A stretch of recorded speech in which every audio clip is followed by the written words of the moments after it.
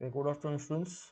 Today I'm going to discuss with spirochetes. Okay, starting with main classification, which is a of bacterial classification. The topic which I am going to cover from the bacterial classification will be spirochetes.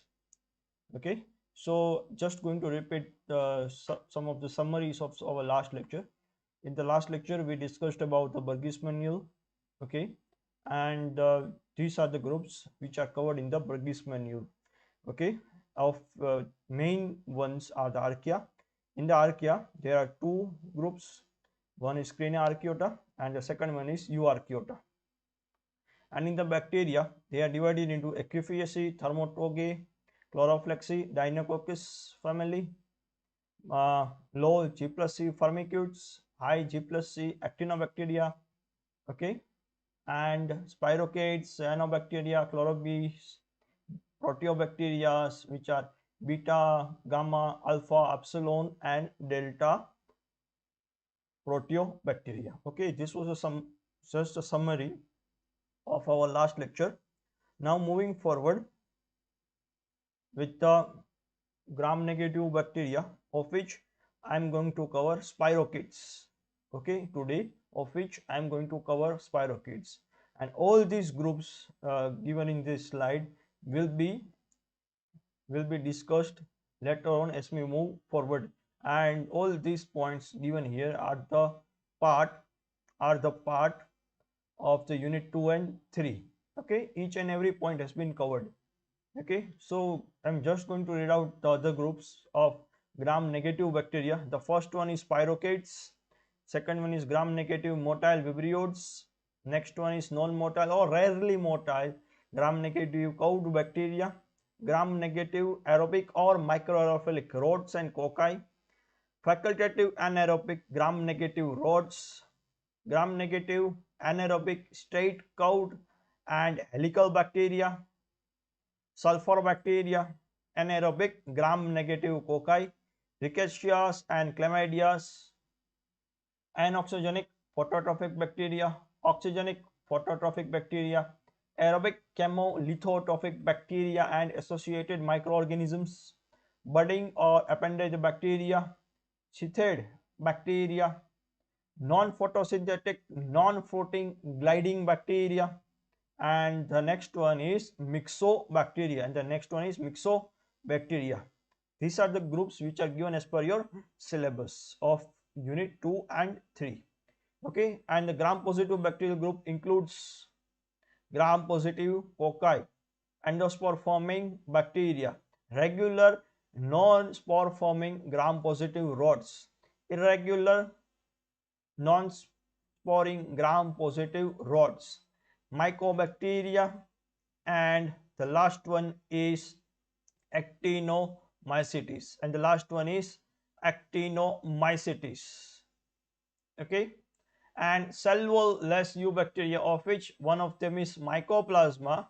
Okay, this is not cellulose. Okay, this group belongs to extremophilic bacteria, which is a second group known as archaeobacteria, which possesses a bacteria which are found in the extreme regions, Okay, now moving further with the gram negative bacteria, of which I'm going to just read out the properties. Okay, it's just a summary of all the bacteria. Okay, all the groups of bacteria. Okay, of which first one is spirochetes. Okay, what are the general or major characteristics through which we can identify these organisms? Okay, the first one is spirochetes. They are flexible, helical, okay, and they are especially spiral shaped bacteria which use any organism which use oxygen as a terminal electron acceptor, in the electron transport chain are termed as aerobic organisms. Okay, I am repeating the definition again. any of the organism oxygen which use oxygen as a terminal electron acceptor in their electron transport chain. Okay, the second main property is microaerophilic, means they will need less amount of oxygen.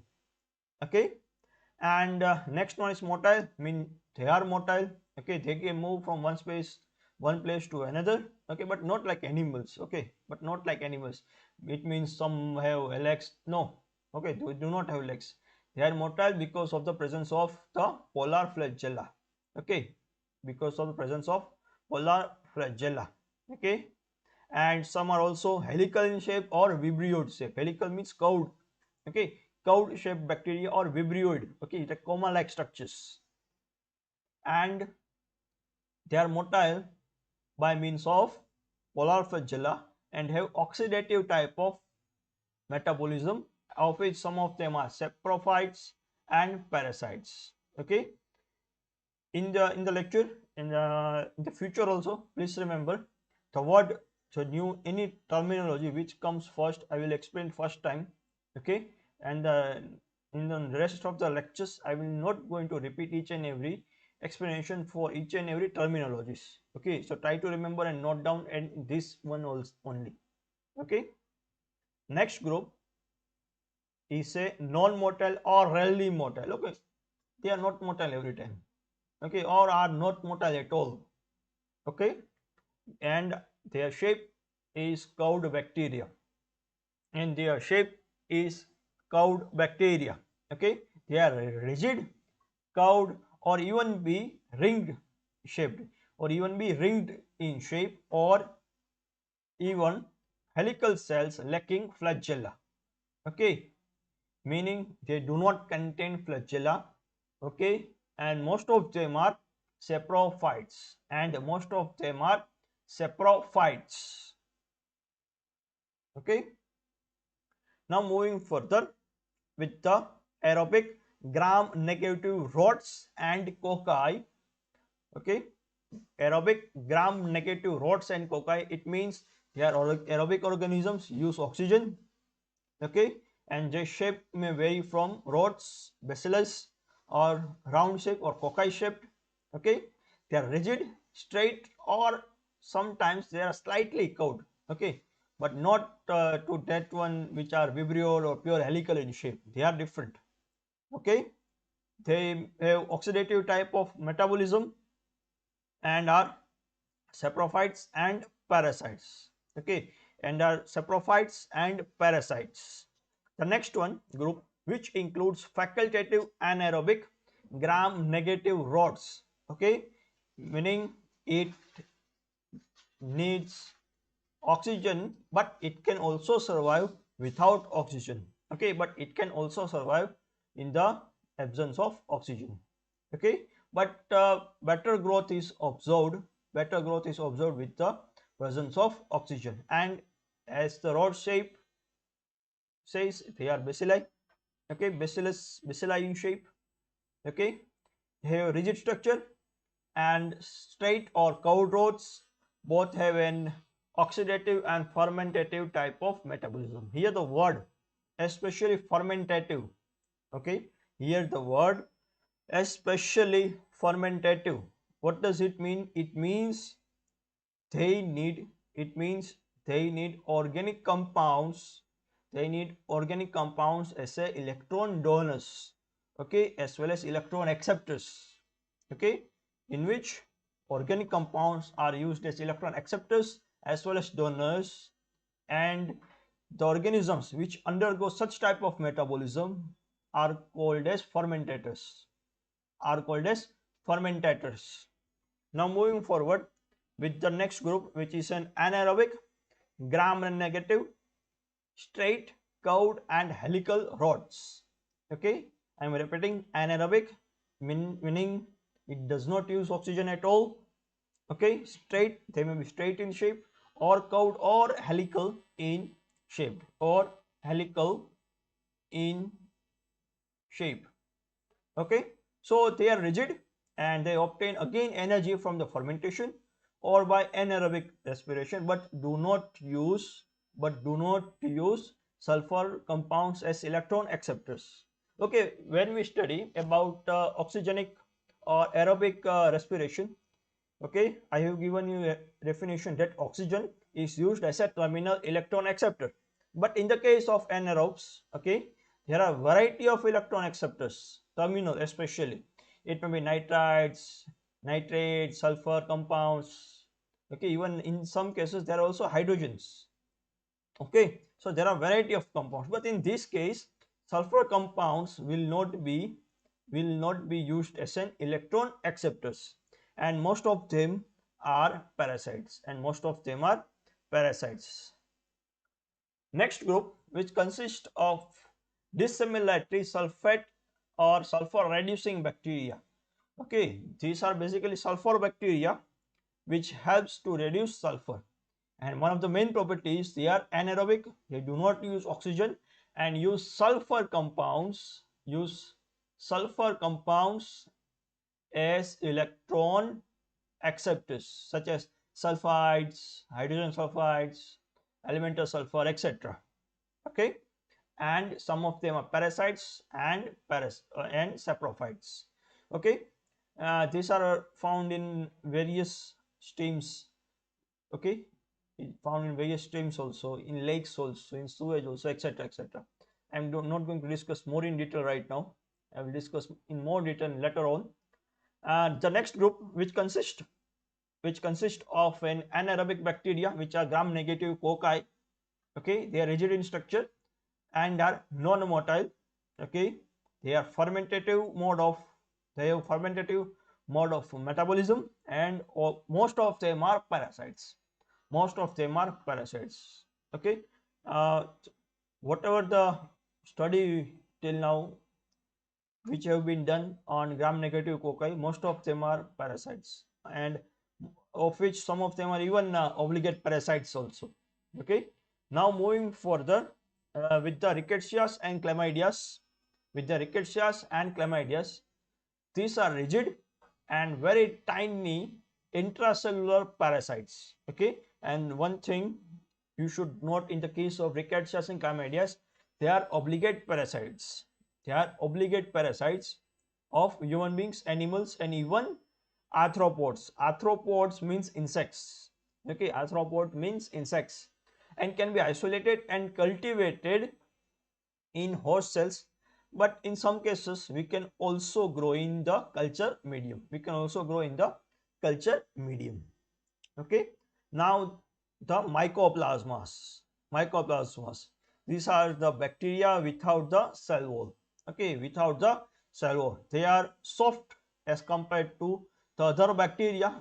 They are not motile like cell walls, and most of them are parasites and saprophytes. Okay, next group, which are endosymbionts, bacteria like forms that are obligate parasites of protozoa or arthropods or various other host also. Okay, but the difference is they are often beneficial to their host, okay. Now starting with the spirochetes. Okay, the spelling, you may see two different spellings. Okay, you can use both the spellings, both are correct ones. Okay, but when you use a pure scientific name, it is better to use a proper spellings. Okay, of which the first one is spirochetes and the second one is spirochahates. Okay, both are correct, so no need to worry when we are discussing the common names or common groups. Okay, yes, this is one of the groups.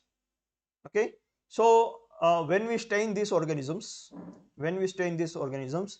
they appear gram negative. Okay, they appear gram negative, and the morphology of the cells, they are helical spiral shaped. Okay, they are helical spiral shaped cells, and the diameter, okay, is very very short. Okay, it is very short.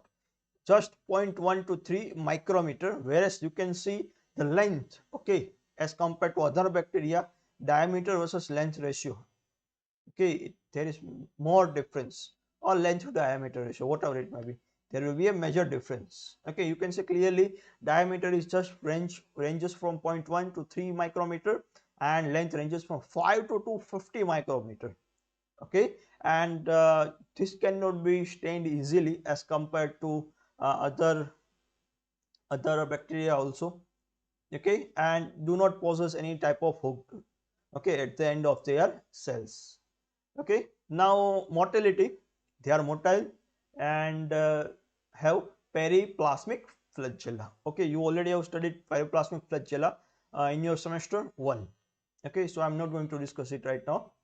Okay, and they have specialized individual periplasmic flagella which extend along the most of the length of the cell.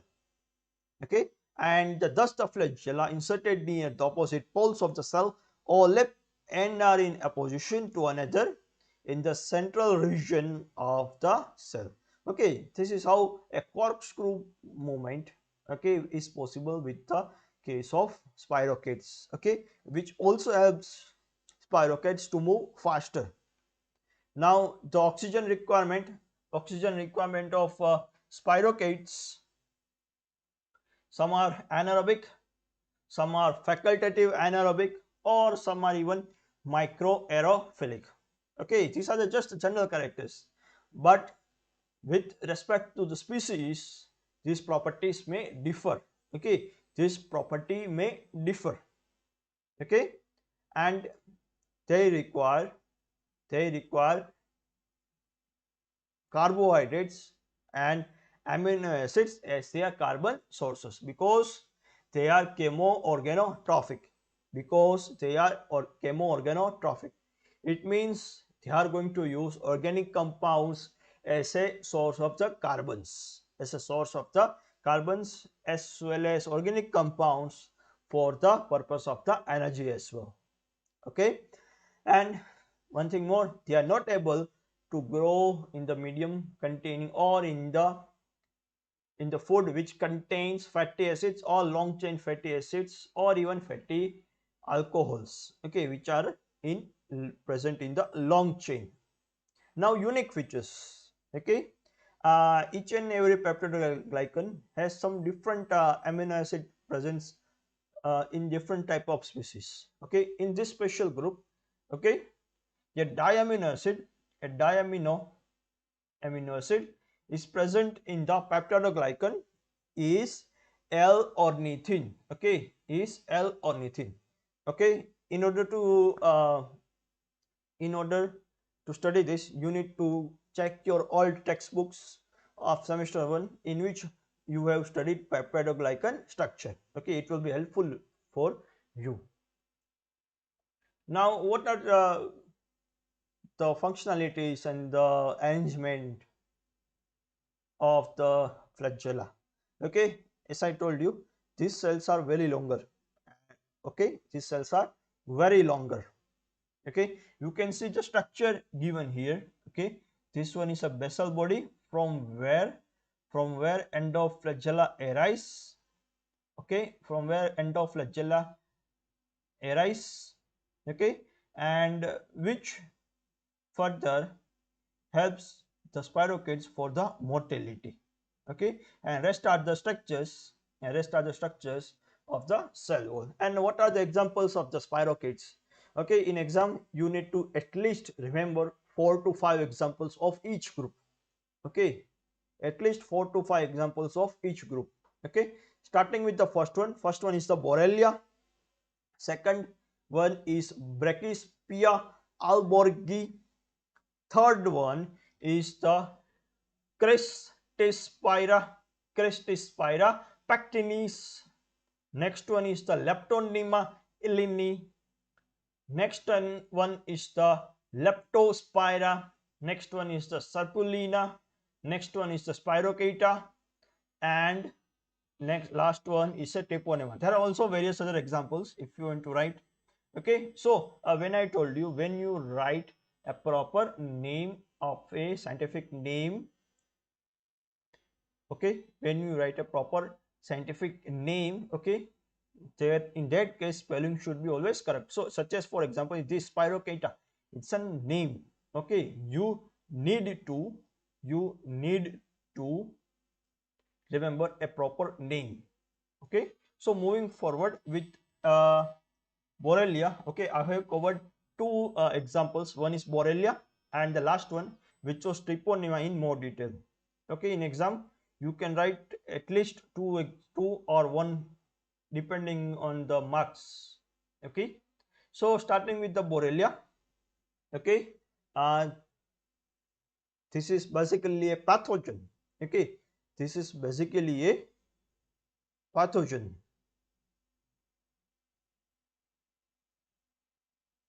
Okay, so staining, they stain gram negative.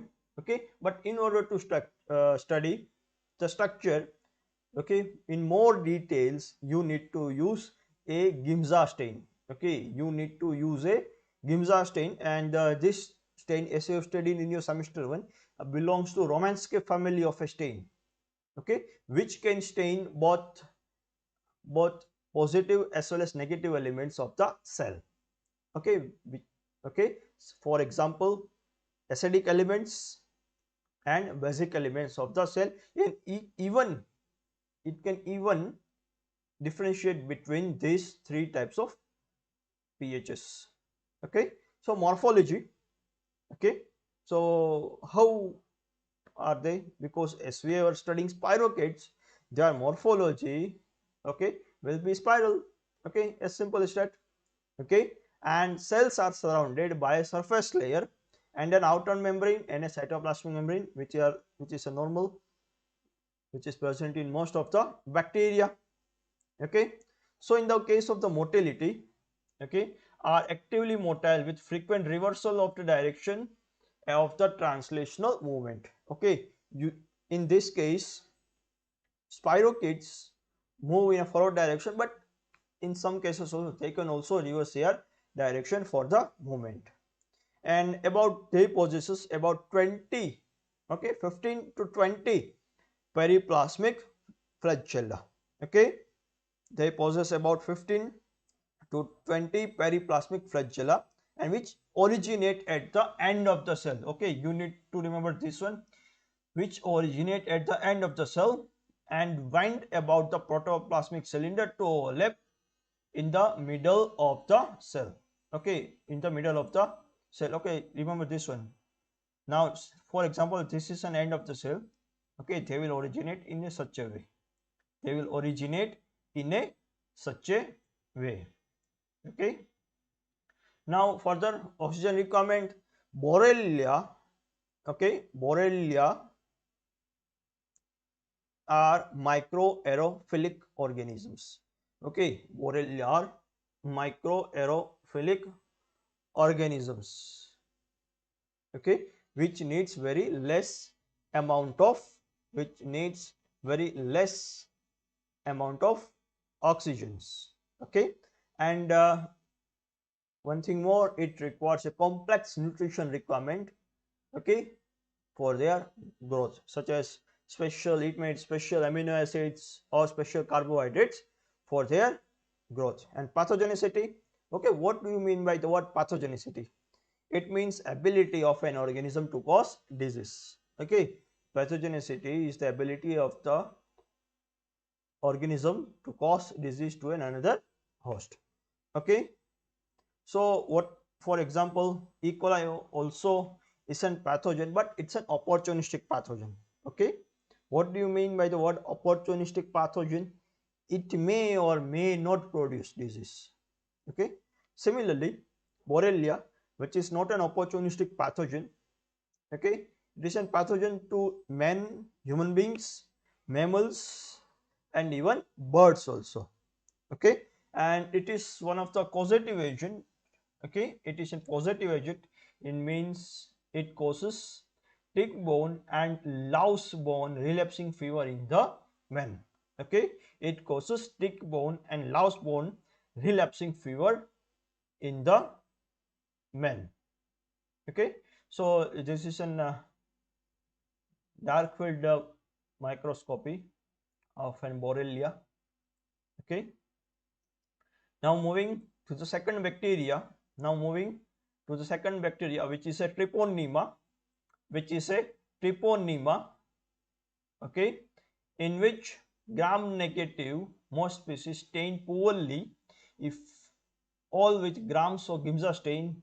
Okay, and cells stain well with the silver impregnation methods. Okay, you must have studied this silver impregnation method in which silver is used for the staining. Okay, why do we use silver? Why do we use silver? It uses silver similarly, for the attachment to the cells. Okay, why do we need it? Because treponemal cells are very thin. Okay, are very thin, very thread like structures which cannot be easily observed. So in order to enhance the microscopy, okay, we need something so that their diameter increases. Okay, you can see clearly, okay, by their diameter. It is just ranges from 0.1 to 0.4 micrometer in diameter, 0.1 to 0.4 micrometer in diameter, and have a length of about 5 to 20 micrometer in length. Okay, and cells have tight, regular or irregular spirals. Okay, so as compared to other bacteria, nowadays Treponema is being observed only in the dark field or phase contrast microscopy. Why? Why? The reason is simple. It can be easily seen in these two types of microscopy, but it is possible to also see under bright field, but the problem is okay, is the staining. Okay, and due to its very low short diameter. Okay, and they are motile. Okay, they are motile. Cells have both rotational and translation movement in the liquid medium, and in semi-solid and solid medium, cell exhibit a serpentine movement. Serpentine means a movement similar to that of a snake. Okay, a movement similar to that of the snake. Okay, now what are the specialized structures? They have one or more periplasmic flagella, axial fibrils or axial filaments inserted at each end of the protoplasmic cylinder, and under unfavorable cultural or environment conditions, the spherical cells or spirochetal spheres are formed, which can be seen in the older cultures. Okay, so they react differently with the variation in the environment. Okay, with the variation in the environment. Okay, so for example, they were given here that in the unfavorable environmental conditions, okay, sometimes spherical cells are also observed. Okay, sometimes spherical cells are also observed, and especially in the case of oiled cultures, now moving further, they may be strictly anaerobic. Okay, there are different species of Treponema. Okay, it's in genus Treponema. There are various species, okay, which are strictly anaerobic, or some of them are even microaerophilic. Okay, and one thing more, okay, they require a long chain fatty acids which are found in the serum of their growth, while other cultivated species require short chain volatile fatty acids for the growth. Okay, and are chemo organotrophs, using a variety of carbohydrates or amino acids for the carbon and energy sources. Okay, so we can enhance the growth of Treponema by adding a serum in the medium, and this treponema are basically a pathogenic ones. Okay, and one of the main, okay, it is not able it is not able to produce enzyme catalase or oxidase. Okay, catalase or oxidase enzyme, which are normally found in the case of aerobic bacteria. But in the case of microaerophilic bacteria, they may release or produce, but in a very low quantities. In a very low quantities. In habitat, they are found in oral cavity, intestinal tract, or genital areas of human beings and animals. Okay, and lifestyle or pathogenicity. Okay, it is host associated and they are pathogenic to human beings. Okay, and are now considered microaerophils, but till now they have not been cultivated on a purely artificial media. So in order for them to grow, we need to use serum, we need to use sperm. Okay, now moving further to the end of our lecture. Okay, this one is a positive dark field examination of the Treponema pallidum, of the Treponema pallidum. Okay, you can see the spirals. Okay, this one is a Treponema, this one is a Treponema. Okay, you can clearly see the spirals of the Treponema. Okay, now overall Spirochaetaceae, the family, okay, they are strict anaerobes or facultative anaerobes or microaerophiles, and the carbohydrates or amino acids may be used as a carbon and energy sources. Okay, and the family Leptospiraceae, they are aerobes. Okay, some long chain fatty acids are used as carbon and energy sources, some carbon and energy sources. And some of the examples of medically important organisms in the spirochete groups are Treponema, Borrelia and Leptospira. Treponema causes disease syphilis and Jos Borrelia causes Lyme's disease. Leptospira causes fever.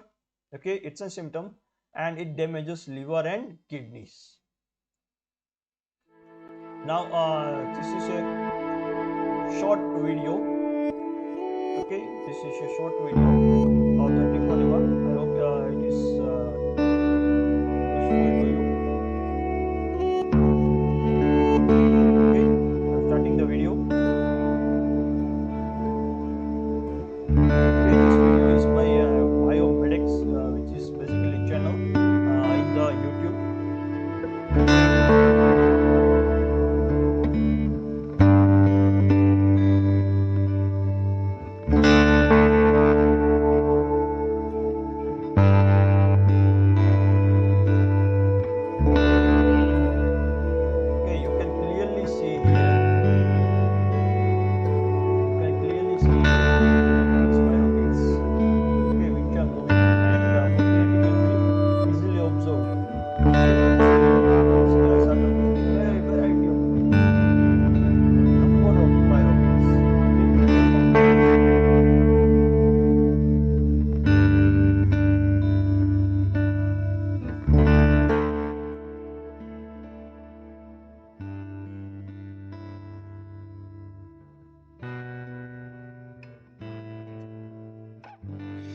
You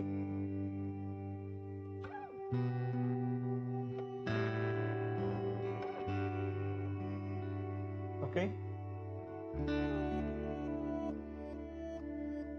We wait for a minute to video get over.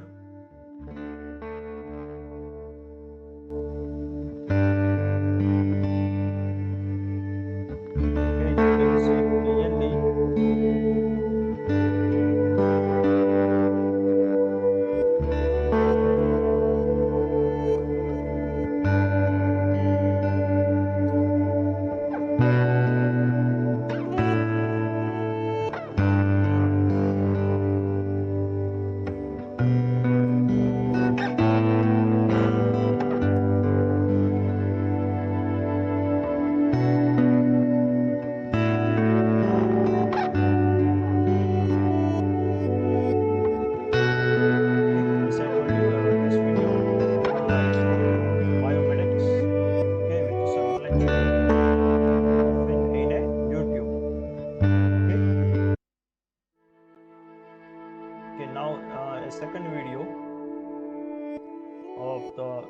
kids.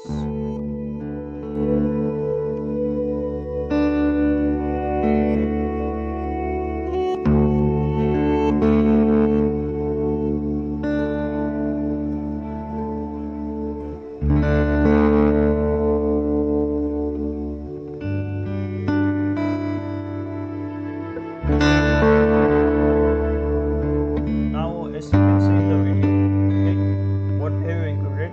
Spirochetes are on the way human and animal pathogens. Examples of the positive agents of the disease: syphilis, Lyme disease, periodontal disease, leptospirosis, etc. Okay, and the leptospirosis is also one type of zoonosis. Zoonosis means diseases can spread to the animals. Okay, can spread to the animals, and in which leptospira are very thin and hardly visible in visual compound microscopy, and they are present in the urine of infected animals, thus can be found in the water. Thus, this leptospira can be found in the